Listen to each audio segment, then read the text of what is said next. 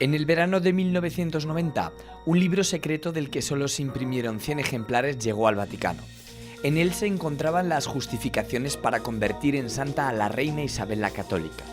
Con la entrega de aquel documento, se cerraba una etapa que comenzó a finales de los 50 y que ahora sigue abierta. ¿Podrá la reina Isabel subir a los altares? ¿Qué motivos hay para ello? Salen milagros, salen favores, hay documentados cientos de favores que ha concedido la reina. Una mujer argentina, Berta Bilbao, manda una carta al Papa diciendo que ella cree que es de justicia que a esta mujer se la canonice. Le surge la idea de la necesidad de crear el capítulo que trabaje, que impulse y que promueva el proceso de beatificación de la reina. Para esta comisión no había ningún acto privado o público de la reina que no tuviera una orientación religiosa y católica. Y entonces el secretario de Estado en aquel momento le dice que la causa no está parada, que la causa camina.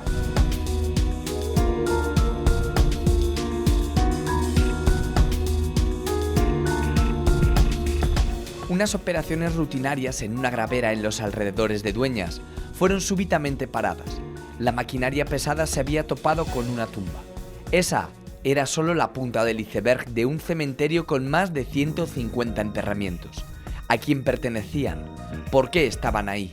En superficie no era posible la percepción de que aquí había una necrópolis. Supone primero una sorpresa, porque nadie teníamos catalogado ni visto que aquí pudiera haber algo. Había rumorología. Tenemos orientación, que es este-oeste, que es la típica del mundo cristiano. Tenemos constancia de tumbas que se han aprovechado hasta en 5 ocasiones con total seguridad. Esas pequeñas pistas que vamos viendo cuando vamos desenterrando las tumbas nos ayudan luego a deducir cómo fue el rito, de qué manera les enterraron. Tenemos una necrópolis estupenda, pero ¿a qué está asociada? ¿Quién vive aquí?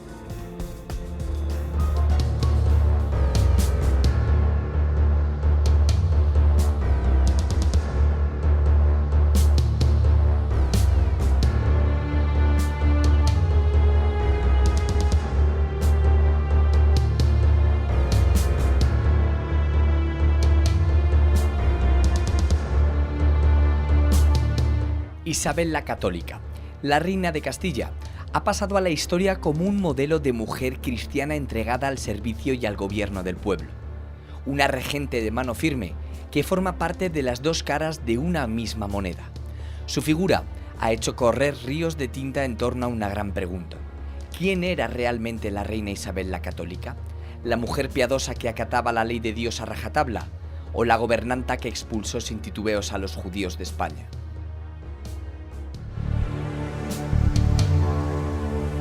José María, ¿cómo ha pasado la reina Isabel la Católica a la historia? Como la gobernante o la reina que está en la encrucijada fundamental de nuestra historia, la que tiene la visión definitiva de la unificación de España. Hasta la reina Isabel, pues España es un conglomerado de estados, de reinos o de condados. Está sin reconquistar, como en el caso de Granada, y a partir de la reina se puede por fin hablar de España, monarquía hispánica y de un gobierno, digamos, unificado de España. Por supuesto, es la reina que a lo largo de la historia más ha engrandecido la religión cristiana. La finalización de la Reconquista, el descubrimiento de América, la colonización y conquista también del norte de África, de las Canarias.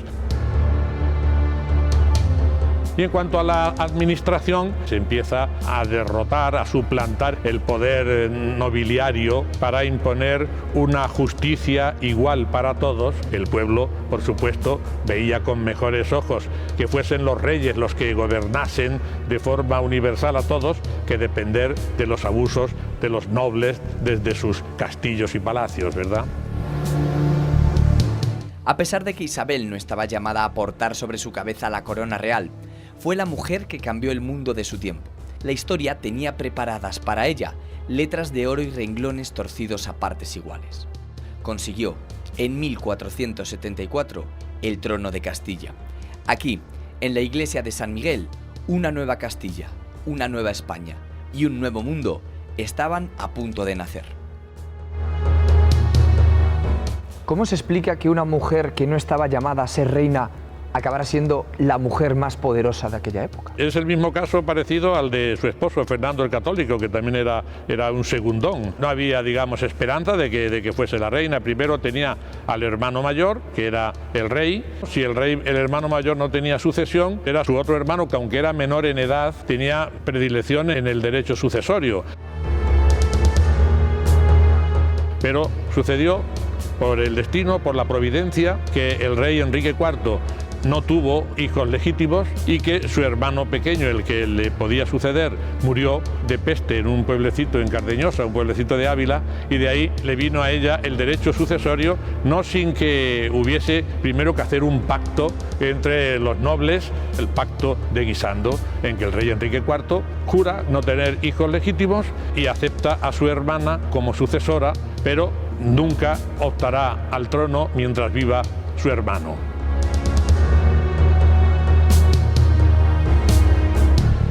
¿Realmente fue tan poderosa? Fue muy poderosa. Sensación de que ella es la que gobernaba en el mundo, porque los papas muchas veces se sometían a los criterios de la reina Isabel. Como se unió el reino de Castilla y la reconquistada Granada se unió con el reino de Aragón, que era muy poderoso también, efectivamente se convirtieron en los monarcas más poderosos de su tiempo.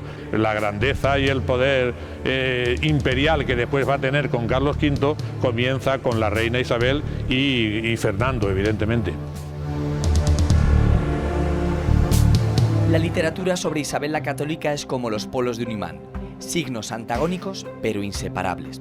Ayudó a descubrir el Nuevo Mundo, pero expulsó a los judíos. Convirtió a los indígenas en súbditos suyos y no en esclavos, pero bajo su reinado la Inquisición prendió las hogueras. ¿Dónde está el lado humano de Isabel?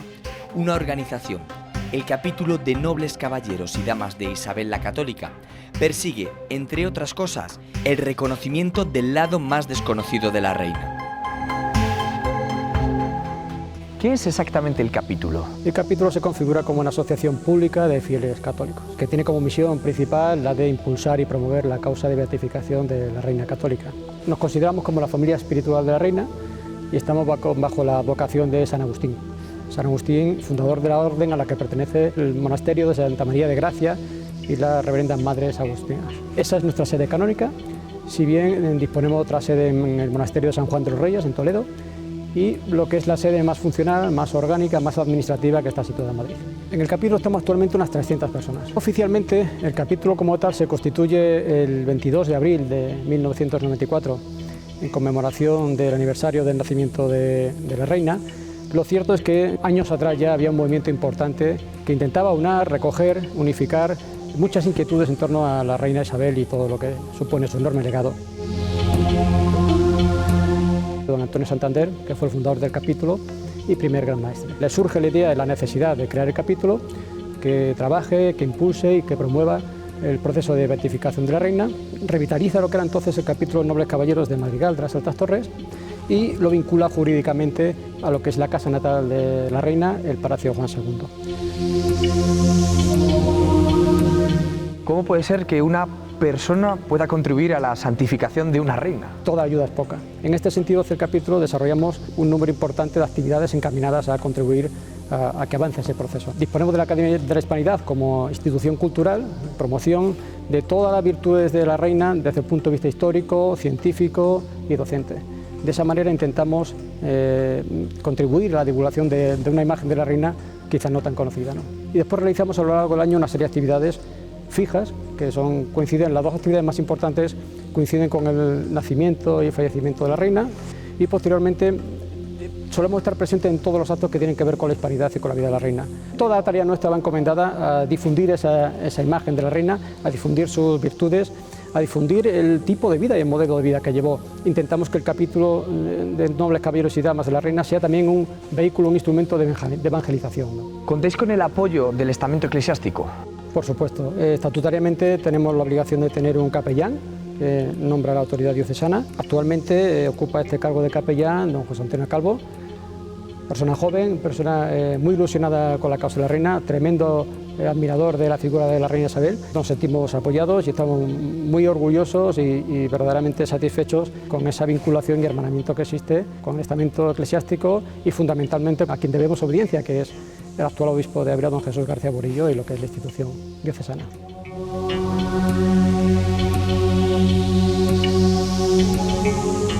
Cuentan los cronistas que Isabel la Católica fue una mujer plenamente cristocéntrica. Ella agradecía a Dios los éxitos y le imploraba la protección de sus reinos. Lectora habitual de obras religiosas, elevó su religiosidad al máximo exponente cuando fundó, junto con Santa Beatriz de Silva, la Orden de la Purísima Concepción. Dios en vida y también Dios en las puertas de la muerte. En su testamento abundan las referencias al Altísimo.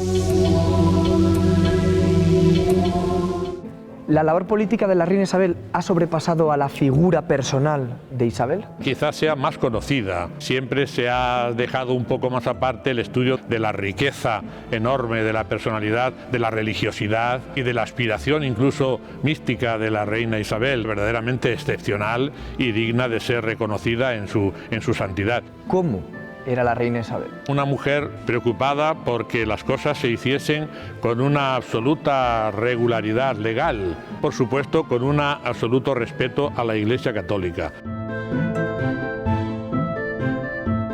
Se contrapone la figura de Fernando. No importa que los medios sean tortuosos, incluso a veces inmorales, si conseguimos el fin deseado.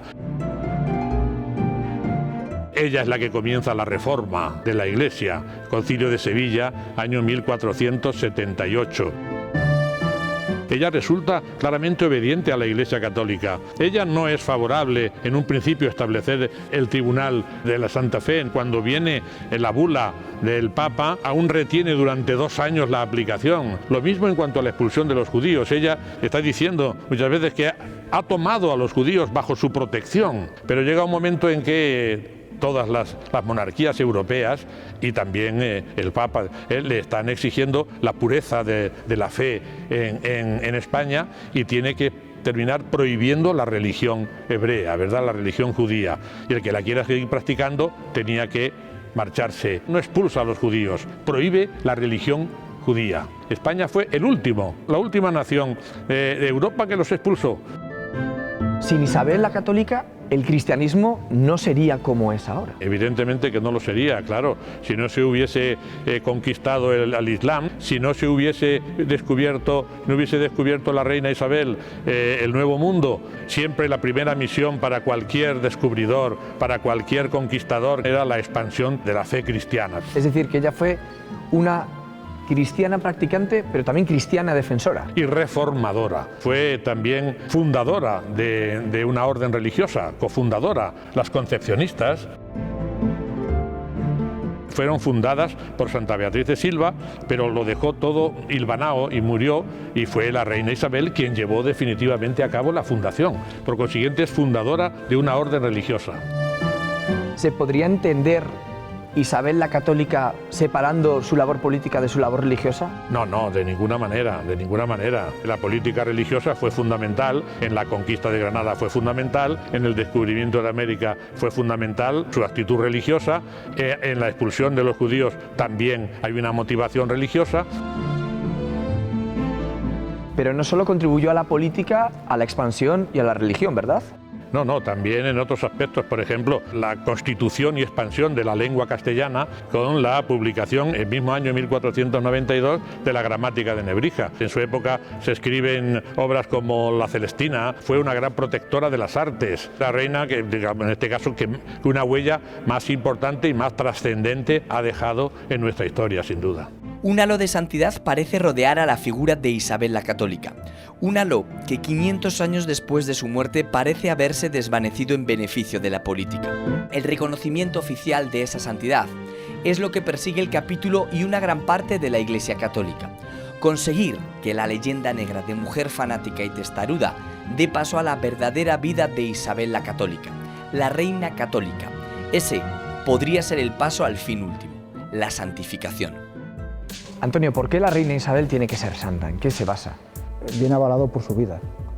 Una vida de fe, una vida en Dios, su integridad, su austeridad y sobre todo su lucha por la defensa de los valores humanos. ¿Realmente en algún momento ha existido un proceso para llevarla a los altares? Por supuesto. En el año 51 se empieza a mover actos en el sentido de buscar una proyección de la vida de la reina. En el año 57 se inicia el proceso en el Arzobispado de Valladolid. La causa se termina en el año 72 entregando en la Congregación de la Causa de los Santos 30 volúmenes. Y desde el 72 hasta el año 93 están estudiando. La reina pasa la positio histórica con calificación excelente. Y en el año 93 la Conferencia Episcopal, presidida por el cardenal Suquía, presentan a la Congregación de la Causa de los Santos que dé un impulso a la causa. Reciben una notificación de la Congregación de la Causa de los Santos diciéndole que de momento la causa queda paralizada porque hay unos escollos. En el año 2002 le vuelven a pedir que a ver cómo está la causa, y entonces el secretario de Estado en aquel momento le dice que la causa no está parada, que la causa camina. Salen milagros, salen favores, hay documentados cientos de favores que ha concedido la reina. Milagros hay dos, uno es en el año 98 de un americano, Roy Jersey, que la familia de Roy, que es un americano de Michigan, reza todos los días en familia a la reina y le solicita la curación para su familia. El otro milagro es sobre un sacerdote que tiene un derrame cerebral, entra en coma y entonces los compañeros sacerdotes y su hermano, que era médico, solicitan a los capellanes de la capilla donde están enterrados los reyes una misa. Da la casualidad que en el momento que empieza la Eucaristía, el padre Alfonso Durán despierta del coma. ¿Qué supondría que la reina Isabel finalmente fuera elevada a los altares? Pues supondría tener una reina en España que merece por su vida, merece por su obra, y que la tengamos en el altar, que le recemos. Tendríamos una gran alegría como españoles, tendríamos una santa a la que le pedimos, a la que le veneramos, a la que le rezamos, y sería para nosotros un gran orgullo, y que por fin, por una vez, veamos cumplidos nuestros propósitos. El camino de la reina Isabel hacia los altares comenzó hace 6 décadas. Durante más de 15 años, miembros de la Iglesia Católica se afanaron en reunir documentos, testimonios y pruebas que apoyaran la santidad isabelina. El resultado de aquel trabajo de investigación fueron más de 100.000 folios reunidos en más de una treintena de volúmenes, que volaron rumbo al Vaticano en la década de los 70. Don Vicente, ¿quién era para usted o con qué se queda usted de la reina Isabel la Católica? Una mujer inmensa en todo lo que es valor humano y cristiano, decisiva, tanto para la historia de España como para la historia de la Iglesia. En vida de la reina se inicia una corriente nunca interrumpida, de gran entusiasmo hacia su persona y a los hechos extraordinarios de su reinado. Para usted, ¿qué supuso acercarse a la figura de Isabel la Católica a través de aquel proceso? Empecé a conocerla por don Vicente Rodríguez Valencia, el primer postulador. Me regaló un libro precioso que él ha escrito, que se titula Perfil moral de la reina Isabel la Católica. Le leí y me encantó, y además me abrió el apetito, y luego me hicieron el responsable de la comisión que tenemos en esta diócesis para el proceso de canonización. En el año 1950 y tantos empieza ya a hacerse de una manera seria. Una mujer argentina Berta Bilbao, manda una carta al Papa diciendo que ella cree que es de justicia que a esta mujer se la canonice. El Papa Pío XII se la manda al arzobispo de Valladolid, don José García Goldaraz, que ya tenía también muchas peticiones para lo mismo, y comienza entonces en serio a plantearse el proceso de canonización de la reina. La diócesis de Valladolid ha instruido y presentado en Roma ya, en 28 volúmenes, el proceso de canonización de la reina católica, que se entregó en Roma el año 1972. Un camino largo. Camino largo porque los procesos históricos son difíciles. Y luego está pues eso, la leyenda negra y gente que sin conocer ha empezado a criticarla sin fundamento ninguno. La base que tiene el proceso es esa ininterrumpida conexión de testimonios a favor. Desde su vida ya era pues un ejemplo para muchos. Estamos seguros de que los éxitos del reinado de los reyes católicos se deben en gran medida al inmenso prestigio personal de la reina y a su santidad. Una imprenta vallisoletana ya desaparecida fue la encargada de imprimir un libro secreto del que solo se editaron 100 copias. 50 fueron destinadas a los cardenales del momento, 49 se depositaron en el Vaticano y una más llegó a Valladolid, y lo hizo en el año 1990, antes de que las placas fueran destruidas por orden vaticana. Un libro secreto, totalmente protegido, y cuyo contenido no puede ser leído por el común de los mortales. Vicente Vara era en aquel momento vicario general de la Archidiócesis de Valladolid y sí tuvo acceso al texto que presenta las claves que justifican la necesaria santificación de la reina Isabel. Isabel acredita el genio femenino como ejemplo de sano feminismo en la promoción de la mujer. La elección de sus damas, las academias de la corte que formaban a las mujeres de la nobleza, conjugando los valores humanos y los cristianos, Isabel constituye un caso tal vez único en la historia de cómo elevar todo un pueblo desde una postración a cimas imprevisibles. Trabajó y luchó incansable por la unidad de España. Fue un modelo de virtudes familiares, como hija, pendiente siempre de su madre cuando ésta se retiró a Arévalo.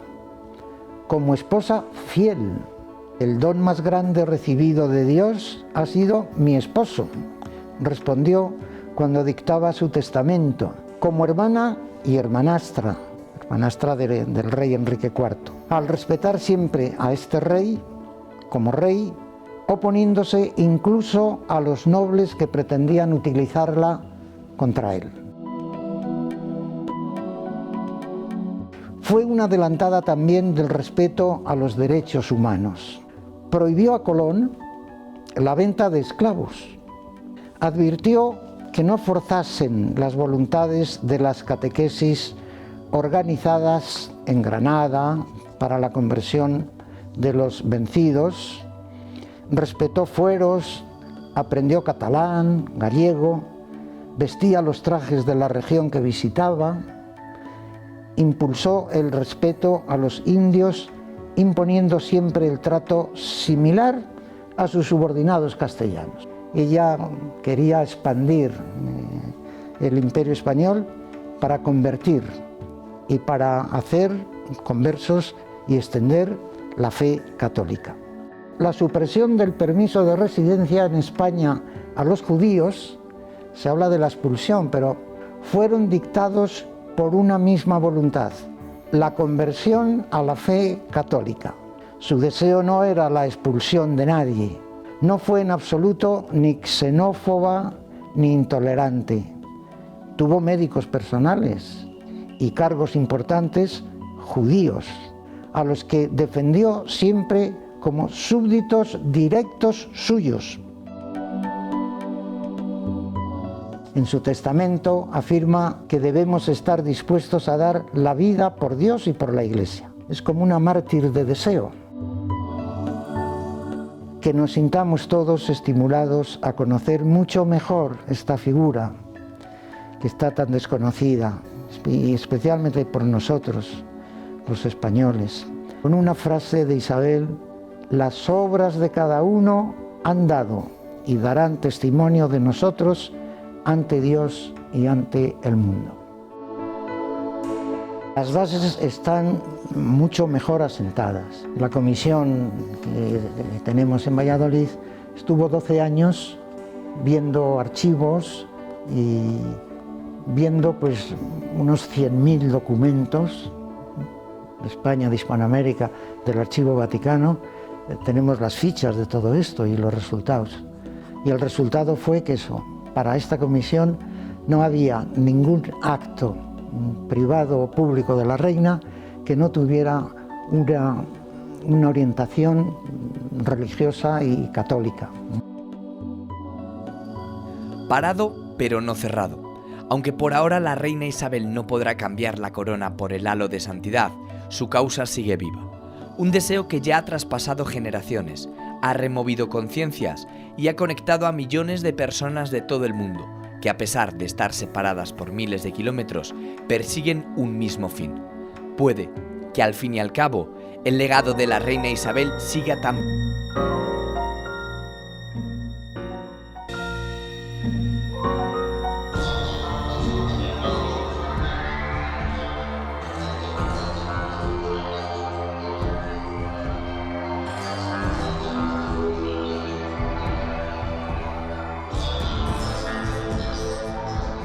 Año 2015. Las prospecciones en una meseta cercana a la localidad palentina de Dueñas se topan con un macabro hallazgo. Lo que parecen algunas tumbas salen a la luz.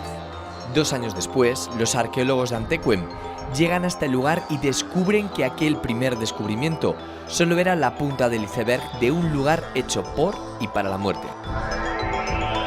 Luis Alberto Villanueva y su equipo llegaron hasta este lugar hace apenas 2 semanas. La casualidad que siempre acompaña a la arqueología ha marcado este lugar, el paraje de Camporredondo, en la localidad palentina de Dueñas. Allí algo les esperaba, ¿pero qué era? Luis Alberto, ¿cómo se produjo el hallazgo de esta necrópolis? El hallazgo viene motivado porque se mueve tierra. Entonces hay una explotación de árido que mueve tierra y se topa con el yacimiento. ¿Son habituales este tipo de casualidades? Sí, muy habituales y más en un territorio muy rico en elementos patrimoniales. Estamos en una zona muy propicia para el establecimiento humano. Justo en el centro del Valle del Pisuerga, muy próximo al río, en una zona bastante fértil, muy propicia para el asentamiento humano. ¿Eso significa que ha habido otro tipo de asentamientos? Sí, hay asentamientos desde Calcolítico hasta casi nuestros días. Cuando llegasteis hasta aquí, ¿qué es lo que esperabais encontrar? Cuando llegamos aquí, lo primero que vemos son unas poquitas tumbas que fueron las primeras que se encontraron y prácticamente no se veía nada más. En superficie no era posible la percepción de que aquí había una necrópolis. Te dabas un paseo y no había evidencias en superficie como dejan otros yacimientos. ¿Cómo es esa sensación de llegar a un sitio sin saber lo que va a haber? Cuando llegas y ves más o menos, ves los primeros indicios, te puedes hacer una idea de por dónde se puede extender el yacimiento, hacia dónde, la entidad que puede tener. Lo que pasa es que nunca lo sabes a ciencia cierta. La intuición te da mucha información, pero no la información completa.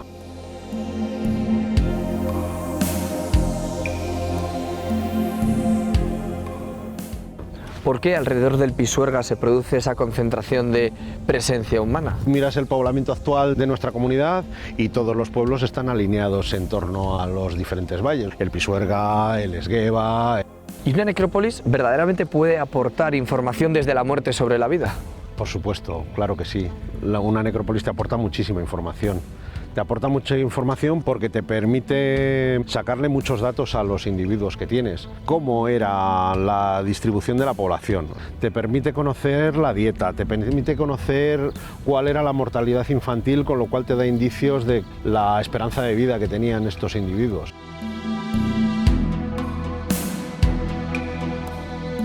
Arqueólogos en busca de algo, una venda en los ojos y muchas suposiciones. Aunque en las riberas del Pisuerga se hayan producido decenas de hallazgos, como por ejemplo los de Herrera de Pisuerga, Localizar una necrópolis que no haya sido expoliada es algo realmente excepcional.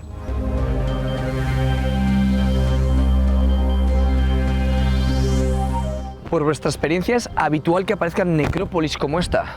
Sí, es muy habitual que te topes con necrópolis y con despoblados con su necrópolis. Tenemos un poblamiento que ahora conocemos, pero había un montón de despoblados medievales en el entorno, pueblos pequeñitos, que por diversos motivos se han ido abandonando y al final acaban desapareciendo.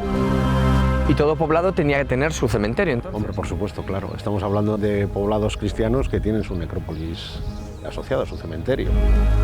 La extensión inicial no se sabía exactamente lo que podía ocupar y al final la necrópolis tiene una extensión aproximada de unos 2.000, 2.500 metros. En un primer momento estábamos en torno a las 120 aproximadamente. Al final de la excavación estamos rondando las 180, que probablemente sean alguna más porque en la zona de reserva haya más de las que realmente estamos viendo. Una zona que se va a mantener inalterada para no agotar el yacimiento. O sea, es una garantía de que el yacimiento persiste. ¿Es habitual necrópolis tan grandes, por vuestra experiencia? Es habitual que sean de este tamaño, incluso mucho mayores. Además, estamos hablando de una necrópolis que se reaprovecha, o sea, no es que haya 180 individuos enterrados, hay muchísimos más, porque cada tumba se ha reutilizado varias veces. Se sabe porque te encuentras diversos osarios, o bien a los pies, o bien en el entorno, o bien alrededor del finado. Luego, no todas las tumbas son contemporáneas, cada tumba se va construyendo en un momento diferenciado. Si muere alguien de la familia, sabe más o menos dónde está enterrado y se reaprovecha, se reaprovecha, se reaprovecha. Tenemos constancia de tumbas que se han reaprovechado hasta en 5 ocasiones con total seguridad. ¿Por qué no vemos el poblado?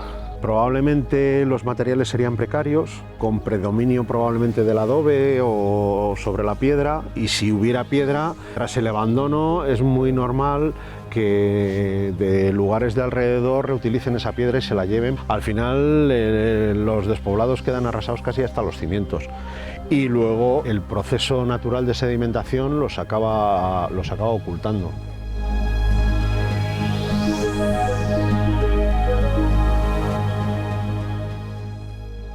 Lógicamente es imposible que exista una necrópolis sin poblamiento cercano, un cementerio sin ciudad. Desde los castros Baceos o desde el cementerio de las Ruedas de Pincia hasta los cementerios de nuestro tiempo. Pero ¿dónde está el de Dueñas? Ni las evidencias sobre el terreno, ni las fotografías aéreas dejan entrever la ubicación de esa hipotética población. Entonces, tiene que haber un poblado. Sí, claro, si tienes un cementerio tiene que tener su poblado.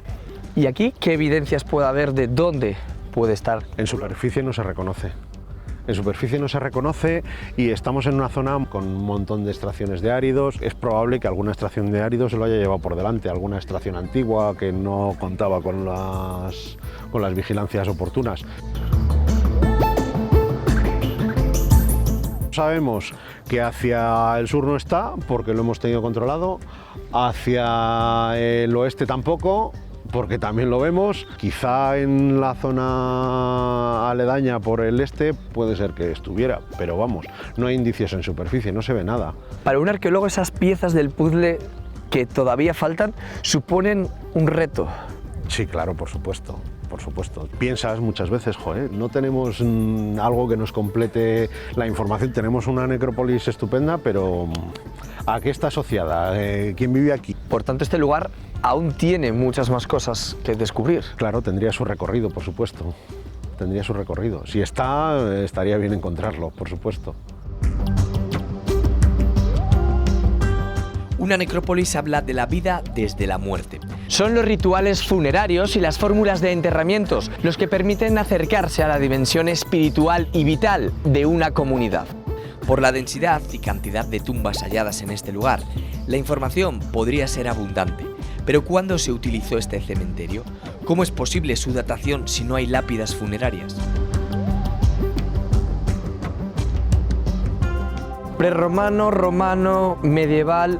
¿Cómo se puede datar un lugar como este? Hay muchísimas necrópolis estudiadas de esta cronología y de esta tipología, y buscando similitudes con otros lugares puedes sacar esa analogía, te sirve para datar. Prerromano, romano prácticamente queda descartado casi desde el inicio. En el momento que ves la orientación de las tumbas y cómo son, prácticamente te quedas con que es una necrópolis medieval.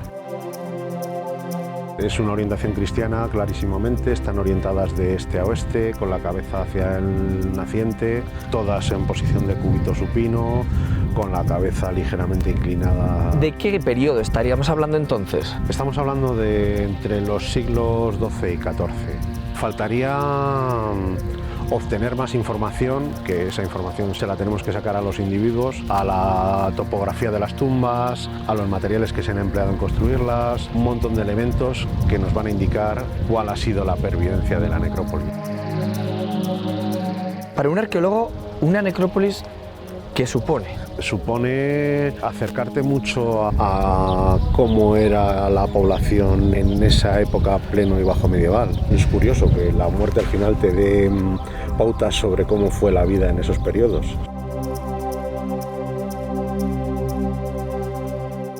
Orientaciones, posición de los cuerpos, agrupamiento de tumbas.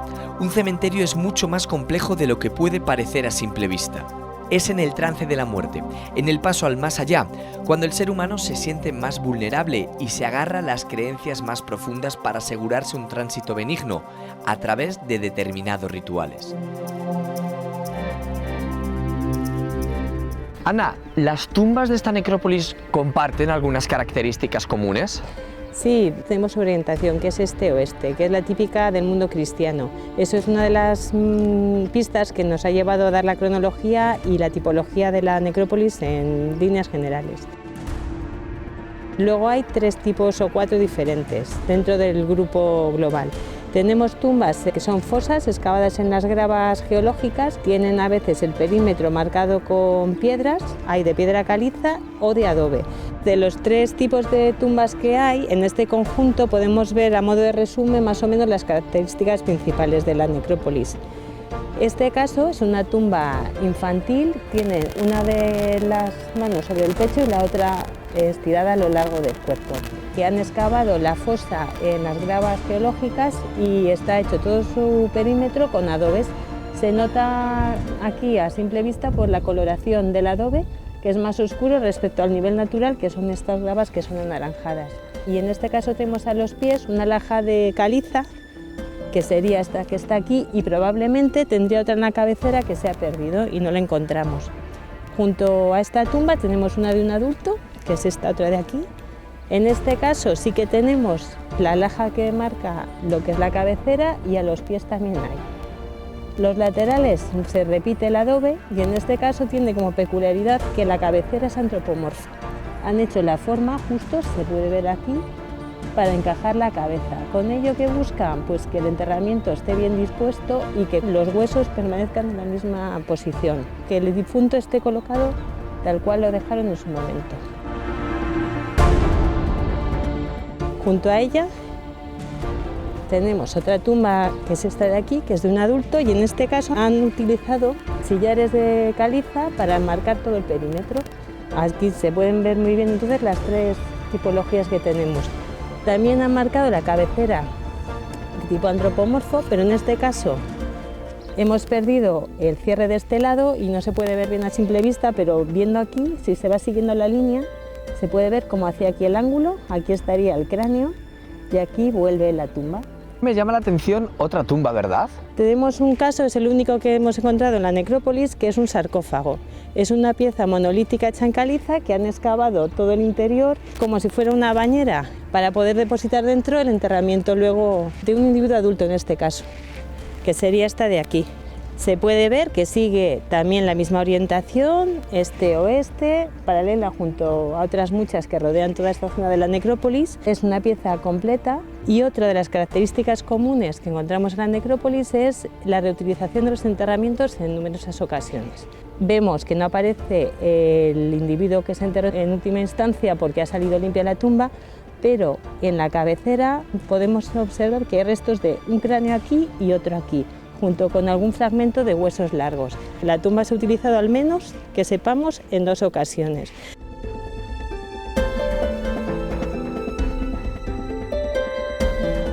Es habitual dentro del mundo cristiano que cuando se reutilizan las tumbas, los huesos del individuo anterior, por respeto, se vuelven a enterrar junto a los huesos de la última inhumación. ¿Se puede conocer un poco cómo era ese ritual a través de una tumba? Esas pequeñas pistas que vamos viendo cuando vamos desenterrando las tumbas nos ayudan luego a deducir cómo fue el rito, de qué manera les enterraron. No hemos encontrado muchas evidencias que nos indiquen el uso del sudario, pero era lo más habitual dentro del mundo medieval. Les rodeaban con el sudario y en muchas ocasiones colocaban pequeños alfileres de bronce para sujetar ese sudario.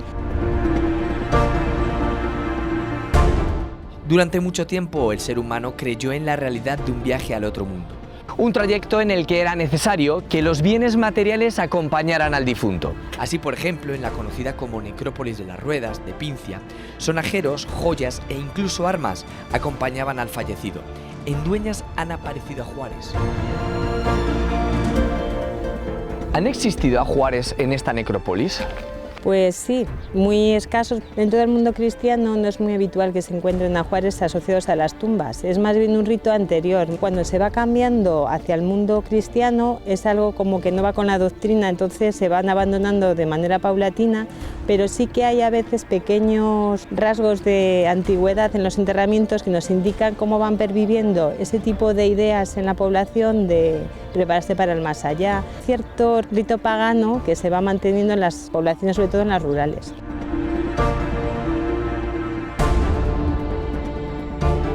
En este caso hemos encontrado un único ajuar que estaba en esta tumba, que es la 128, que es una tumba infantil. Ha aparecido una botella cerámica que está completa.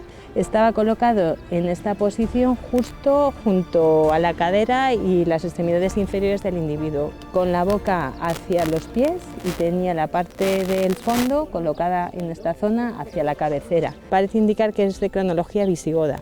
Entonces sería la única tumba que tenemos más antigua dentro de lo que es todo el enclave cristiano.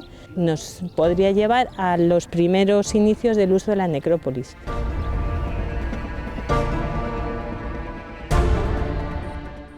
Mientras los arqueólogos continúan su trabajo a contrarreloj, a 1,5 kilómetros, los eldanenses permanecen ajenos a lo que al otro lado del río Pisuerga sucedió hace varios siglos. Quizá fueron los herederos de los Bacceos de Eldana quienes decidieron reposar aquí para siempre.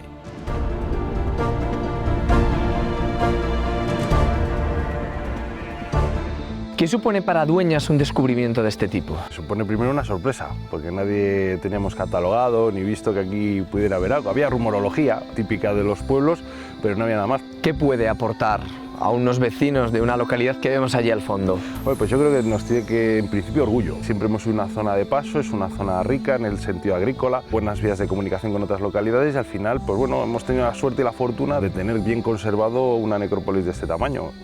La gente le sorprende, le llama la atención, hace todo lo posible por venir hasta aquí para verlo. Y yo creo que no solo a Dueñas, al resto de la provincia y comunidad autónoma. Porque además es una zona muy rica en este tipo de yacimientos. Sí, tenemos 24 yacimientos catalogados, además es justo en todo este entorno por el río Pisuerga, se van sucediendo de distintas épocas, desde la villa posídica, que es la villa romana que está dentro del monasterio de San Isidro, luego tenemos la Huelga, prehistórico, hay otra romana en la Vecilla. Es poner a Dueñas aún más marcado en el mapa. Sí, es positivo, desde luego, y nosotros estamos esperando el informe final para ver qué formas de colaborar podemos tener entre la empresa y el ayuntamiento, a ver si podemos en cierta manera poner, ya no en valor, pero sí en disfrute de alguna forma o de conocimiento de la gente. Un pueblo como el nuestro, lleno de historia, tenemos que ser consecuentes con lo que hemos sido para saber lo que somos hoy y para intentar ser mejores en el futuro.